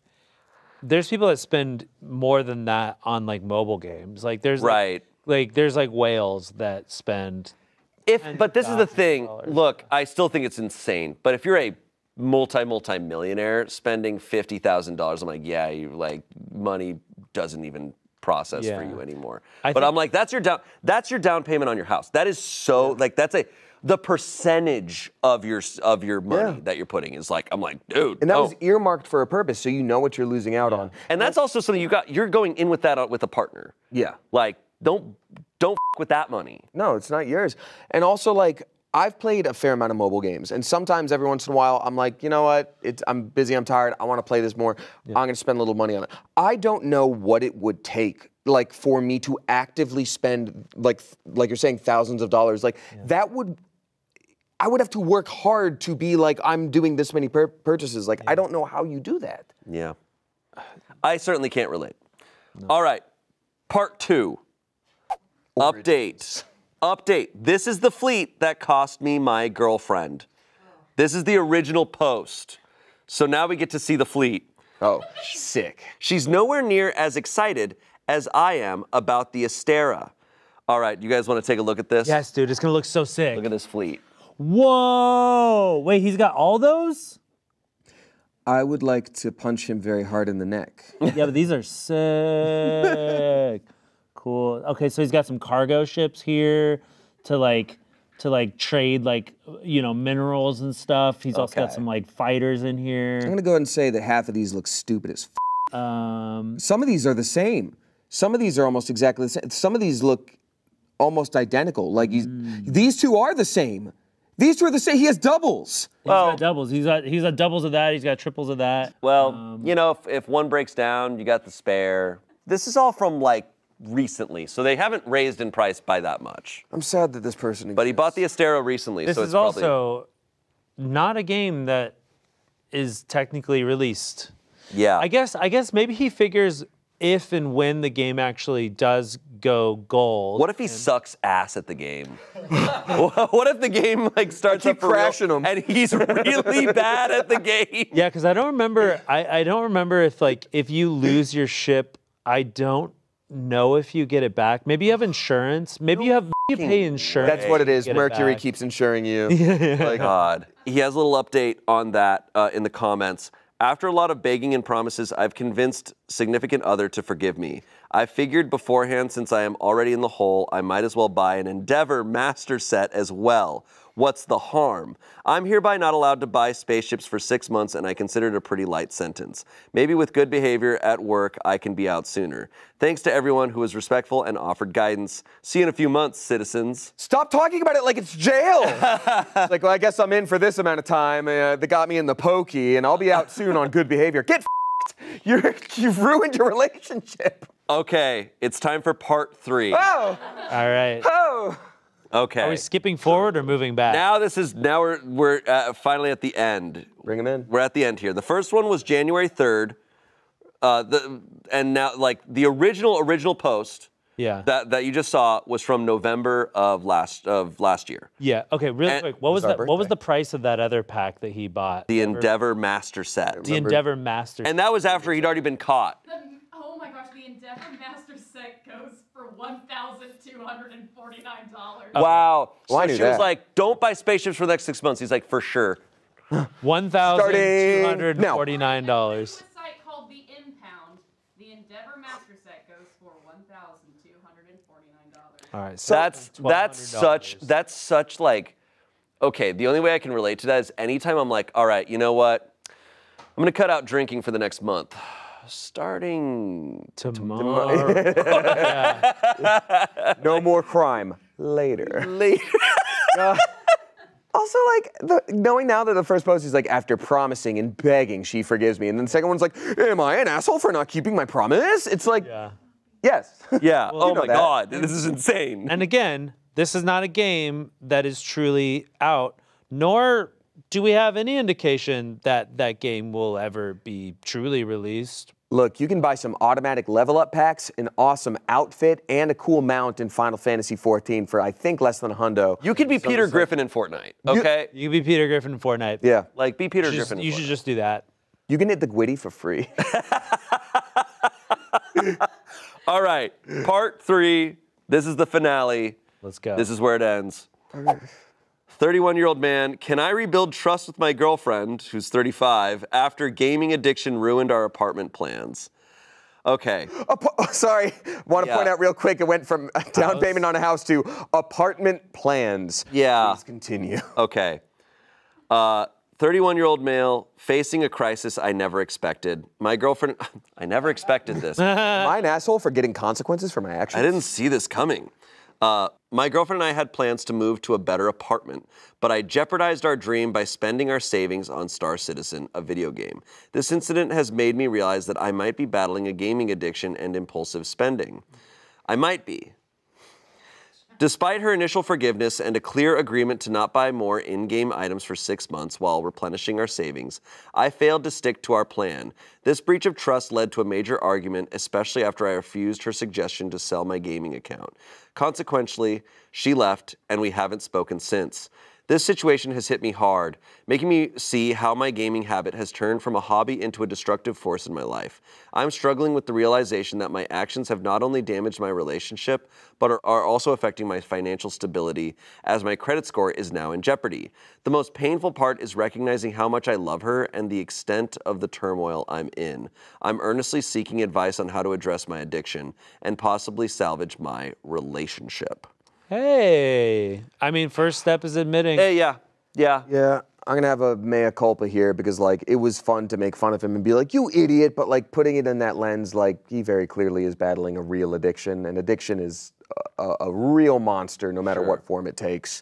That's just sad though. Oh, for sure. I mean, that is behavior that is clearly indicative of like something beyond.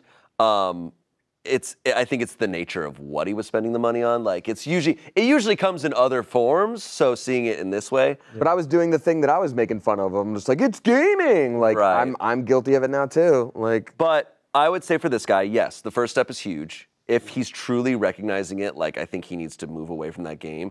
He probably can make a lot of that money back, possibly. Like he was buying those spaceships, so maybe other people would buy them. I don't know. I wonder though, like if there's. I don't know. You could sell your account, right? People do that with WoW. Yeah, that's probably more what it is because I know people like. I think he's buying it from in-game, so I don't know if there's a direct person-to-person sale of ships in games like that. Because I'm assuming if, like you said, the game is all about like milking as much money as you can from your player base that doesn't even exist yet right now, I doubt they would allow people to make their own market yet. I don't know though. I don't know, but I think he needs to look into those possibilities. Yeah. He needs to get away from the game, and he needs to probably talk to a therapist and seek out help in whatever ways he can. Yeah. I think he should take those steps first before trying to salvage his relationship, because he needs to, if he's going to go to her and try to salvage that, it needs to be like, I've already taken the steps. I'm already doing this. Yeah, talk is cheap. But he also might have to accept that might be over. But I think regardless of that relationship, if he doesn't get this in, like, doesn't figure this out, doesn't, like, keep on track with that, he's going to end up in a bad place. Like, because it won't just be Star Citizen. He'll find something else that money will come out from, like, comments here. If you believe that this is your lowest point, start making an effort to make an upward trajectory for yourself. Is this game more important than in real life relationships? What could you possibly spend that amount of coin on? I game, but have never spent that kind of money in game before. I really think long and hard if I really need that new mount, etc., and usually end up with no being the answer. OP said, it's not, but I don't think I can sell yet. 228 downvotes. Someone said, mate, in your last posts, you were fighting in the comments about how your purchases were justified and appreciating in value, and your girlfriend's simple request to stop blowing all her and your money on them wasn't reasonable. I mean this respectfully. Get serious help for your addiction. You're in shock right now because you convinced yourself she wasn't going to leave you, then she did. When this shock wears off, you're going to go right back to blowing any money on imaginary spaceships and justifying it to yourself and everyone around you. Get help whilst the momentum is in your favor. OP said, I am definitely in shock. My life is falling apart, I guess. 40 downvotes, but like, it's tough. It's not, those aren't the responses you're hoping for. You're hoping for him to respond and be like, I totally hear you. I need to get help. Yeah. You're right. Like, but he's still resistant. And that is unfortunate. it is, with any addiction, you do have to hit your rock bottom. And I love that the first person didn't use that exact verbiage, but they were like, if you feel like this is your lowest point. Because sometimes, like, unfortunately, when you're that direct with someone, they're not ready to hear it. And I just hope this person gets help. It's so sad. Yeah, it's tough. I, a 28-year-old woman, think I just watched my 33-year-old husband cheat on me during a threesome. Is that what just happened? Whoa. I actually don't know what to make of this. I'm so confused and honestly hurt. I'm not sure that anyone will have any advice, but please, if you do, I need someone's help.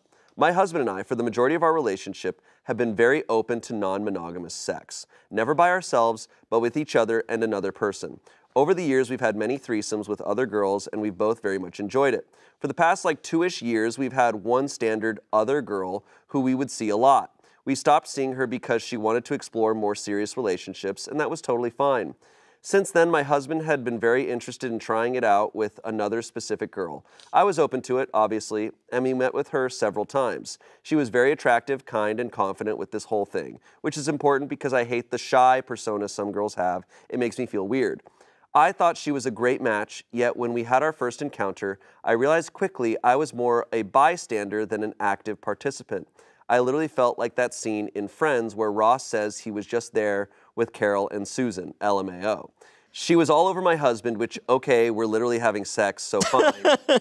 But it was just entirely too much. Every time my husband tried to make her include me, if you know what I mean, she simply wouldn't. Even though we all said prior that all of that is fine. And when they were having sex, I could have thrown up. It was so intimate when it never is like that with me. The way they were looking at each other, it brought tears to my eyes. Oh. I was literally sitting there on the bed, completely naked, watching my husband make love to another woman. Not f*** another woman, because that doesn't bother me, but make love to her. I asked my husband afterwards what that was all about, and he admitted that she was a little too into him, and not enough into me, which is his entire turn on anyway. We both said she's probably not a good match, and that sucks, but he says it's not that big of a deal. To me, it's a big deal. I feel horrible. I mean, I know we have an unusual situation, but like, you would feel horrible too, right? He's apologized, but I just can't get that image out of my head. Holy moly. Wow. I think y'all need a therapist. It's giving therapy. Yeah. I fear this is beyond us. Oh yeah, it is absolutely beyond me. Actually, let's no, talk threesome, Actually, guys. let me cook on this. I think I can fix this. Let me, dude. Wait, psychology degree. Yeah, they taught this. Shane's like, wait. This reminds me of when I was getting my bachelor's in psychology, and we took a threesome class. Yeah. Yeah, those. No, I think they're coming in 3 parts. Legitimately, I think they could talk to a sex therapist. I And also a sex think- therapist would be like, yeah. The only thing that made me go, is everyone else they met together, is what it sounded like. Their thirds were like sought out by both of them together.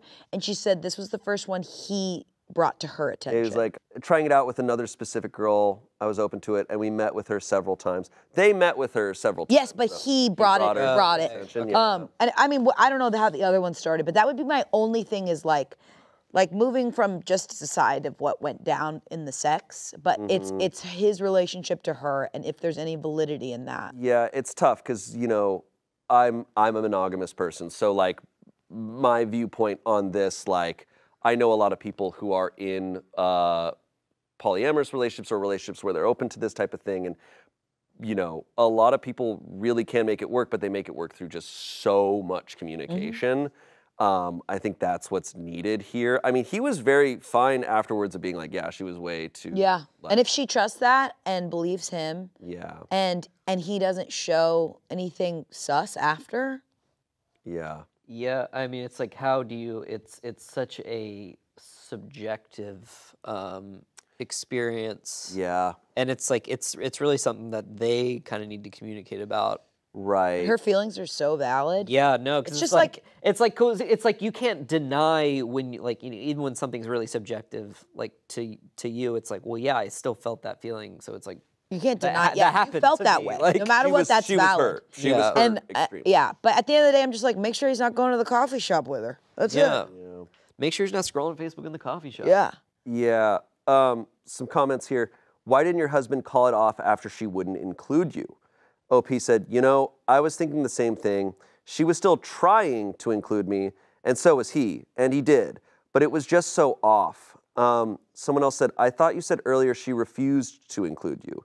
OP said, I don't want to say anything specific sexually, LOL. I mean, she was including me in some ways, touching me, and not in other ways. What we actually all want and agreed on. 167 downvotes. That's the funniest joke. What? Yeah. Yeah. Someone said, yes, good to keep explicitly sexual remarks out of a conversation about checks notes, your husband having sex with another woman in front of you. Someone else said, unfortunately, this is a risk you take when you bring another person into the bedroom. You should have said something while it was happening. I'm so sorry. OP said, yeah, I guess it is just the risk. Thank you, though. Yeah, like you're bad. Yeah, but if thanks, you're like, bro. Yeah, I mean, yeah. If you're like having a lot of threesomes, I feel like your batting range for one being kind of weird makes sense if you're doing it a lot. There's no, like, I mean, the thing with, like, I mean, sex probably generally, but also threesomes is like, there isn't really like a rule book. And it's like a lot of it's like subjective, and it's like, you know, your communication with that other person, and it's like, you know, what are you comfortable with, blah, blah, blah. Like, right. Yeah, most of the threesome stories I've read on Reddit are people trying it for the first time and it goes horribly. That's like, it's become like a joke on subreddits of like, well, here we have another one of these. But this one's very different because it's like they've done it a ton of times. Yeah. It feels like that person's not meant for her and her husband. Right, and he has seemed to agree to that. I mean, if they both trust each other, it's like, okay. Yeah, this is a problem if he brings her back or he keeps talking to her or their threesomes only exist in a world where this woman also does too, because this woman's clearly a trigger and has... Right. She didn't, it wasn't a fair exchange. Yeah. I think she needs to talk to her husband. I think they would benefit from talking to someone else and just... I don't think it's hopeless though. I think like... No, I think they can absolutely communicate and figure this out, is my opinion. Hey, best I do think it's funny that she's like, I don't want to talk, I want to keep explicitly sexual remarks out of the conversation. It's like, well, then we don't really know the situation too well. Yeah, but her feeling, get the vibe. Her feeling is valid. Her feeling is valid, I think. Yeah. Damn, that's tough. Yeah. Yeah, I've rarely read, actually, I don't think I've ever, nobody's going to come to Reddit talking about a Threesome worked out perfectly. Everyone felt loved and included. Submit. Yeah, no. That's on our threesomes. Our threesomes that went well. I bet you it exists. Because why type it out, you know? Okay. Next story.